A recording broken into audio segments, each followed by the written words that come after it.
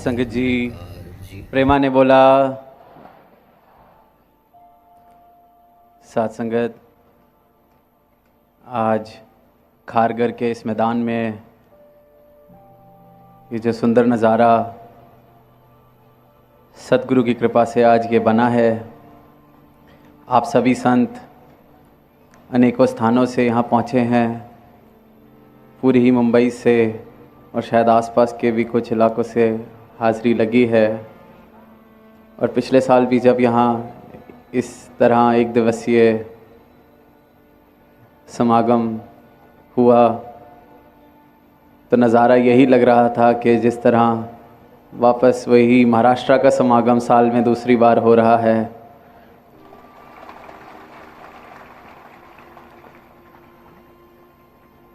और आज भी जिस प्रेम से, जिस श्रद्धा के भाव से आप सभी पहुँचे।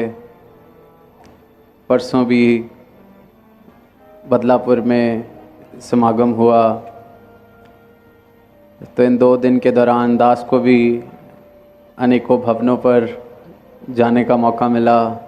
वहाँ भी संतों के दर्शन हुए, भक्ति प्रेम की एक लहर जिस तरह से हमेशा ज़िक्र होता है इस धरती का।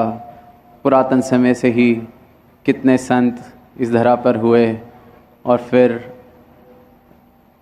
मिशन का भी इतिहास कि किस तरह से सदगुरु की भी विशेष यहाँ एक नज़र, और फिर कितने संत आज भी हमने ज़िक्र सुना जिन्होंने अपना जीवन लगाया। तो ये जो जीवन लगाया गया है उसके पीछे सिर्फ़ एक कारण कि ये जो बोध, ये जो सच्चाई हमें मिली है, ये सच्चाई जिसका हकदार ये मानुष जीवन है, जिसके लिए ये तन मिला है, बड़े भाग मानस तन पावा, कि सिर्फ़ और सिर्फ़ एक करुणा का भाव कि ये जो हम जागृत हुए हैं, ये आप सब सारी ही मानवता के लिए फिर ख्याल मन में आता है कि ये तो सारी मानवता इसकी हकदार है, कोई वंचित ना रह जाए। कि अगर हमारा नींद टूटी है, जिस नींद में हम सो रहे थे, ये जागने का मौका मिला है एक नींद से, तो वैसे ही और कोई भी सोया हुआ ना रह जाए। सिर्फ़ इस भावना के साथ अपना पूरा का पूरा जीवन संत महात्मा गुरु पीर पैगंबर परोपकार में लगा देते हैं, एक उद्देश्य के साथ कि सबको ये मैसेज दिया जाए कि मन तू ज्योत स्वरूप है, अपना मूल पहचान, कि तुम ये शरीर नहीं हो, तुम ये धन दौलत नहीं हो जो हमने इकट्ठा करने की दौड़ में भाग रहे हैं। तुम अपने, कितनी तुम्हारी संतानें हैं, कितनी तुम्हारी जायदाद है, कितना तुम्हारा वर्चस्व है, इसका कोई मायने नहीं रह जाएगा, क्योंकि इससे कुछ प्राप्त होने वाला नहीं है। ये तो ऐसा है कि जितना हो जाए फिर और ज़्यादा पाने को दिल विचलित होता है, और ज़्यादा और ज़्यादा। पर फिर जब ये कहा जाता है कि मन तू ज्योत स्वरूप है, तो फिर आगे से सवाल कि ये ज्योत है कौन सी जिसका मैं स्वरूप हूँ। और फिर इस राज को जानने के लिए सतगुरु के चरणों में जो अपना शीश झुका लेता है, फिर उसका जीवन इस प्रकार महक उठता है, क्योंकि किस ज्योत से मैं आया हूँ, किस ज्योत में मैंने जाना है, कि मैं हूँ क्या। जैसे कबीरदास जी ने भी कहा है कि मैं ना मरूँ मरीबू संसारा, अब वो है मिले हो जीवन हारा। कि मुझे समझ आ गई है कि जो मैं हूँ वो तो ये अविनाशी अमर ज्योत है, और इसने कहीं नहीं जाना। हमेशा से ये जो रहने वाली सत्ता है, मैं भी यही हूँ। और ये परोपकार सतगुरु का हमारे जीवन पर होता है। और फिर जब संत महात्मा ये पैगाम देते हैं, कभी नाचते हुए, कभी गाते हुए, ऐसे ऐसे समागम के द्वारा, तो लोगों को जिन्हें ये जब कान में बात पड़ती है कि ये परमात्मा कण कण में बसता है, कण कण में बसता है, फिर भी इंसान इस तरफ जाग नहीं पाता। बहुत ही मुश्किल से संसार को छोड़ने की बात कि ये संसार जिसके पीछे मैं दौड़ रहा हूँ ये परछाई मात्र है, क्योंकि इतना गहरा इसके साथ हम संबंध बना चुके हैं अपनी मैं का। हमने अपना पूरी की पूरी परिभाषा कि मेरे पास कितना है, कितनी धन दौलत है, कितने महल माड़ियाँ हैं, कि मैं कितना बुद्धिमान हूँ, मैंने कितनी किताबें पढ़ी हैं इत्यादि, सिर्फ़ और सिर्फ इसके आधार पर जो मेरा मैं का ये जो पूरे का पूरा भवन खड़ा है, इसी आधार पर। और जब संत ये आवाज़ देते हैं तो बहुत ही मुश्किल हो जाता है जो इस तरह से गफलत की नींद में है कि ये पैगाम को सुन के भी अनसुना कर देते हैं। क्योंकि ध्यान, अगर परमात्मा की बात सुनना भी चाहते हैं तो शायद कई बार यही भाव आ जाता है कि चलो शायद ये परमात्मा जिसका ये ज़िक्र करने आए हैं इसके द्वारा मेरा कोई जो अधूरा काम है वो पूरा हो जाएगा, तो सुन लेते हैं इनकी क्या बात है। शायद कोई अगर तकलीफ़ का समय अभी चल रहा है, अगर ये परमात्मा की बात सुनेंगे, ये जो संत सुनाने आए हैं, तो शायद वो ठीक हो जाएगी। क्योंकि ध्यान अपने इस परिभाषा जो मैंने बना ली है, ये जीवन ही मैं सिर्फ़ और सिर्फ इसके आधार पर जी रहा हूँ, तो हर पल सिर्फ़ और सिर्फ इसी को और मजबूत करने की चेष्टा में मैं लगा रहता हूँ। आज एक गीत, एक भजन जिसके शब्द थे हरियाणा हरियाणा, एक मराठी भजन हमने सुना। तो एक बार पहले भी कहीं सुनने को मिला कि यही भजन लगभग ऐसे ही बोल, और फिर महापुरुषों ने आपस में बात की कि कितना आनंद आया भजन सुने। तो सामने से किसी ने कहा कि हाँ, मुझे तो अपने खेत लहराते हुए आज याद आ गए, मुझे तो इतना अपनी फसलें, अपना खेत सब याद आने लग गया, सब नज़र के सामने आ गया। तो उन्होंने कहा कि ऐसा आज क्या आपने सत्संग में सुना? तो वो कह रहे थे कि वो सत्संग में कह रहे थे ना कि हरियाणा हरियाणा हरियाणा, तो मेरा हरियाणा में ही खेत है, हरियाणा शहर में, हरियाणा प्रदेश में मेरा खेत, मेरे आँखों के आगे तो वही हरियाणा छा गया, वही हरियाली छा गई। तो इंसान क्योंकि सिर्फ़ और सिर्फ अपनी माया का रिश्ता जो उसने बना रखा है उसके साथ इतना मशरूफ़ कि हरि की बात भी हो रही हो तो उसमें भी अपने खेत की हरियाली। पर सद्गुरु जब दृष्टि देते हैं तो फिर उस हरियाली खेत में भी ये हरि के दर्शन दिखते हैं। फिर हर कण कण में, हर पत्ते में, हर जर्रे में ये दर्शन इस परमात्मा के। और फिर इस अवस्था को प्राप्त करने के लिए हमने सुना भी है, न जाने कितने जतन, कितनी जद्दोजहद, कितनी तपस्या, कितना तप त्याग दुनिया कर रही है, पर बड़ा साधारण सा इसको पाने का, मेरे सभी बंधनों को काटने के लिए, सभी चेनें जितनी भी मैंने अपने आसपास ये जो जंजीरें बांध रखी हैं, जिनसे मैं बंधा हुआ हूँ, चाहे उस पर जितने भी ताले लगे हों, अहंकार के, भ्रमों के, जितनी भी जंजीरें हों, उन सब के तालों की एक ही चाबी जो सद्गुरु के चरणों पर शीश झुकाकर मिलती है, वो है ब्रह्म ज्ञान। और फिर ये ब्रह्म ज्ञान पाकर हम ये सारे ऐसे जितने भी बंधन हैं उन सब से मुक्त हो जाते हैं। इसी को जीते जी मुक्त होने की अवस्था कहा गया है।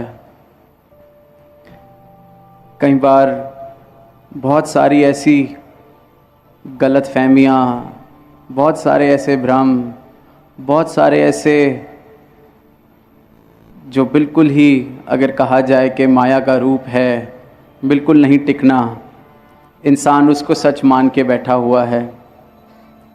हर तरीके के सुख सुविधा जिसके पीछे इंसान दौड़ रहा है, वो मात्र परछाई का रूप, क्योंकि वो हाथ लग के भी हाथ नहीं लगता। और इसलिए फिर दुख का कारण अक्सर बात करते हैं कि किसी चीज़ की कमी नहीं है पर फिर भी घर में प्रेम नहीं, किसी चीज़ की कमी नहीं, सब कुछ दिया है परमात्मा ने, पर फिर भी मन में शांति नहीं, एक तनाव सा बना रहता है। अक्सर इंसान इस तरह की बात, इस तरह की दशा में दिखाई देता है क्योंकि सच से नाता नहीं जुड़ा हुआ। मुझे अपना मूल की पहचान ही नहीं कि मैं क्या हूँ। तो मुंबई में आए हैं तो एक अभिनय से भी, एक्टिंग से रिलेटेड हाल ही में किसी एक्टर के बारे में पढ़ने को मिला कि विदेश के किसी देश में एक कलाकार हुए, वो थिएटर करते थे, स्टेज पर एक्टिंग करते थे, तो उनको अपने देश के एक महान क्रांतिकारी का अभिनय करने को मिला। और वो उसके लिए जब सेलेक्ट हुए तो वो शो लगभग 2-2.5 साल पूरे देश में उनको करना था। तो उन्होंने इस प्रकार उस किरदार को स्टडी किया, उसका अध्ययन किया कि बहुत बारीकी से छोटी छोटी जो चीज़ें उस क्रांतिकारी के जीवन की थीं, जिस तरह से वो बोलते थे, जिस तरह से वो चलते थे, जिस तरह का वो खाना खाते थे, बड़े अच्छे से, जिसको मेथड एक्टिंग कहा जाता है, उस प्रकार उन्होंने अपने किरदार की तैयारी की। और फिर शो शुरू हुए तो वो जहाँ भी जाते बहुत प्रशंसा भी मिलती कि हमें तो ऐसे लगता है कि साक्षात वो क्रांतिकारी ही यहाँ खड़े हैं। उनके बारे में हमने पढ़ा सुना तो था, पर आपका जो अभिनय है, जिस तरह से ये किरदार आपने निभाया है, हमें लगता है कि साक्षात उनके ही दर्शन हो रहे हैं। तो वो प्रशंसा तो अपनी जगह थी, पर साथ साथ उस एक्टर ने, उस अभिनेता ने मेहनत नहीं छोड़ी। वो और ज़्यादा उस किरदार के साथ जैसे कह लो कि एकमिक हो गया। लगभग जब 2 साल पूरे होने लगे तो जब वो स्टेज से भी उतरता, कहीं बाज़ार में भी जाता, तो उसको भी इस बात का एहसास नहीं हुआ। वो जब अपनी आम ज़िंदगी में भी होता तब भी उसी क्रांतिकारी की तरह ही चलने लग गया, बोलने लग गया, बातें करने लग गया, खाने लग गया। उसके जहन में ये बात ही बैठ गई कि अब वो क्रांतिकारी ही है। जब 2 साल पूरे भी हो गए तब तक किसी को लगा कि शायद ये मेथड एक्टिंग को एक और ज़्यादा अच्छे से करना चाह रहे हैं, कि इस कैरेक्टर को छोड़ना नहीं चाह रहे। पर जब वो ख़त्म हो गया किरदार, वो प्ले, तब भी महीनों बीत गए, पर वो जीने ही उस क्रांतिकारी की तरह लग गए। और कोई नाम पूछे कि आपका नाम क्या है, तो नाम भी यही बताएं कि मैं तो ये हूँ।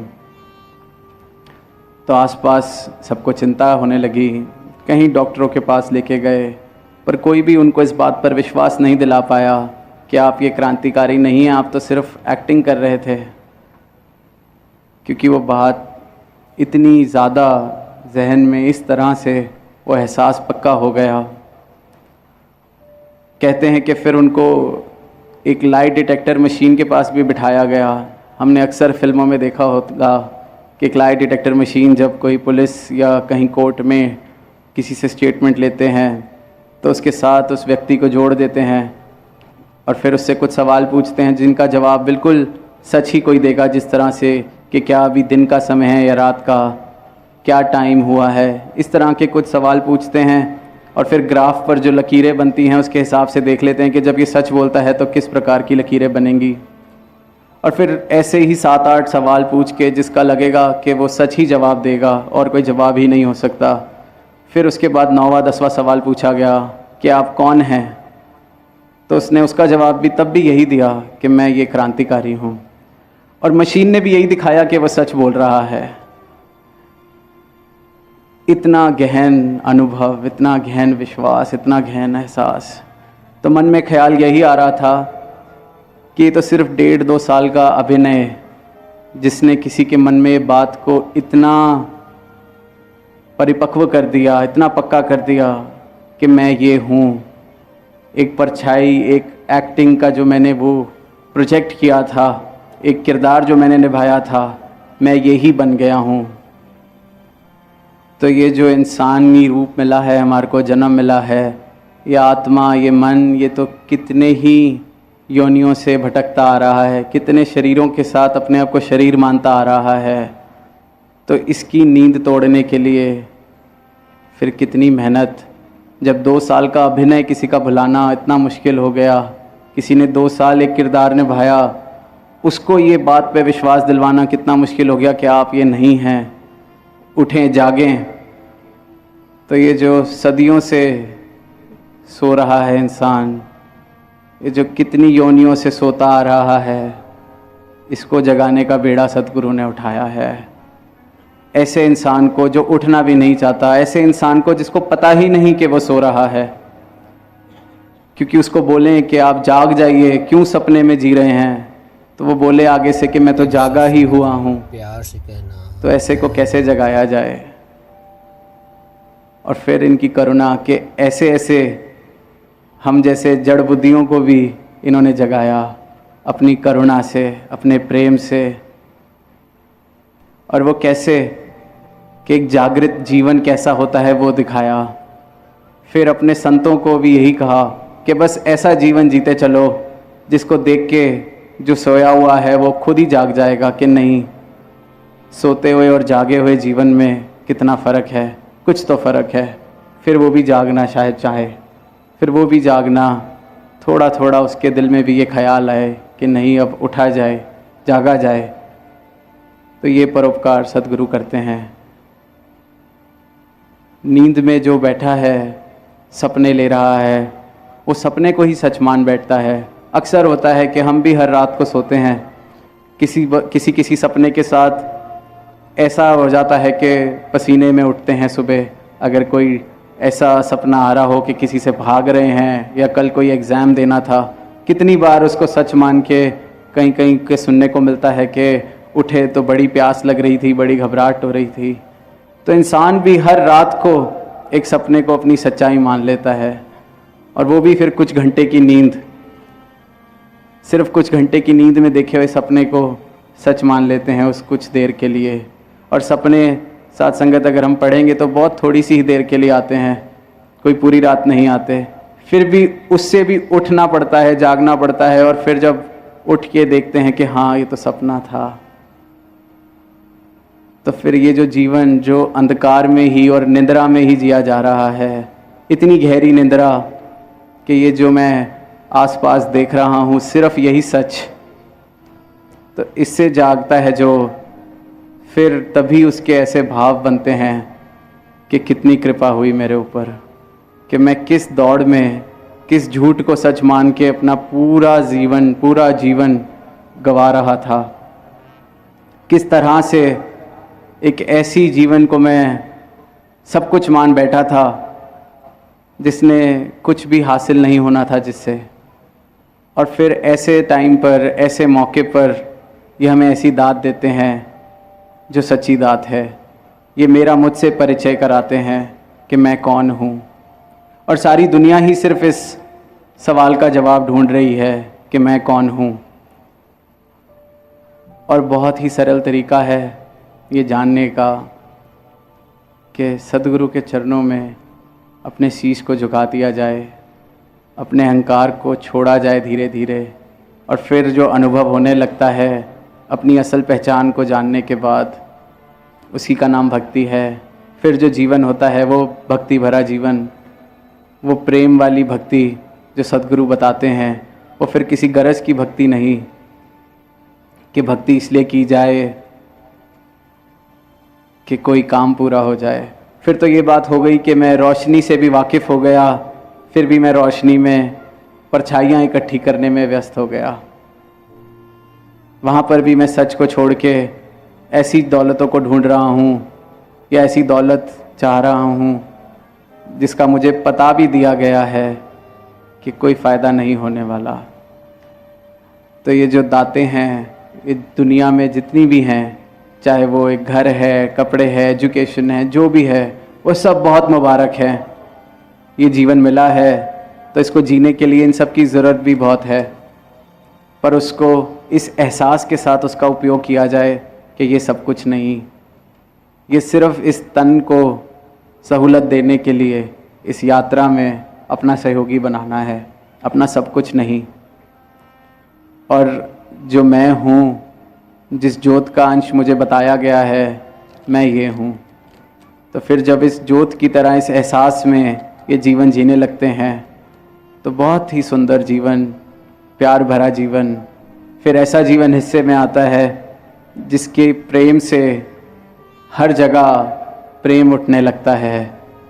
चाहे वो मेरा अपना घर हो, चाहे मेरे अपने रिश्ते हों, चाहे फिर कभी अगर दुनिया में देखते हैं कि किसी ने किसी का दिल दुखा दिया तो ज़िंदगी भर के लिए फिर वो रिश्ता ख़त्म, फिर रंजिश पर उतर आते हैं, फिर बदला लेना चाहते हैं।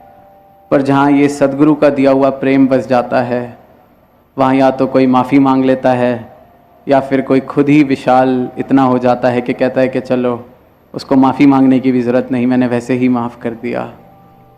क्योंकि फिर इतनी मिठास जब हो तो फिर मिठास को छोड़ के कोई कड़वी चीज़ क्यों खाना चाहेगा। तो ऐसे ही ये जो ब्रह्म ज्ञान है, इसके द्वारा जीवन में ये प्रेम, ये मिठास, ये जो आ जाती है, वो फिर खुद तक सीमित नहीं रहती। वो ऐसा नहीं है कि एक कमरे में बंद होके कहीं आनंद लेना है। वो तो फिर ऐसा है कि जहाँ जाओगे अपने साथ आनंद अपना साथ लेके चलोगे, अपने आनंद की तरंगों से औरों तक भी खुशी पहुँचाएंगे। फिर दुनिया में जो सुनने को मिलता है कि घर परिवारों में किस तरह से रिश्तों की हालत, किस तरह से एक दूसरे का बस अगर ध्यान है, किसी को हम प्यार कर रहे हैं तो इससे मैं बदले में ये ले सकता हूँ, इसलिए मैं उसके साथ एक रिश्ता निभा रहा हूँ। फिर इन सब से ऊपर उठ के ब्रह्मज्ञानी अपना जीवन जीता है। वो प्रेम सिर्फ इसलिए करता है क्योंकि उस प्रेम को करते वक्त, उस प्रेम को अनुभव करते वक्त उसको आनंद आ रहा है, किसी दिखावे मात्र के लिए नहीं।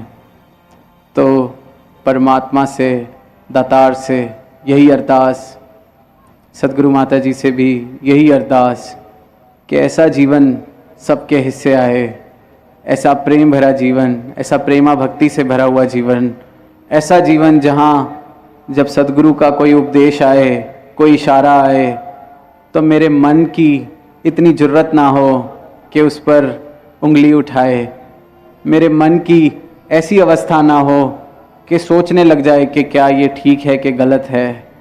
ऐसा जीवन, ऐसी अवस्था सबके हिस्से में आती जाए, सबका जीवन और निखरता जाए, सबकी भक्ति और निखरती जाए, सब बहुत ही सुंदर तरीके से इस भक्ति की राह पर इस जीवन को भी जिएं। जो जीने की कला इस जीवन को हमें सद्गुरु से मिली है, इसी कला को निभाते हुए, इसी कला का उपयोग करते हुए इस जीवन को भी जिया जाए और साथ साथ समाज में भी परोपकार करते चले जाएं। साथ संगत जी प्यार से कहना, दान रखें।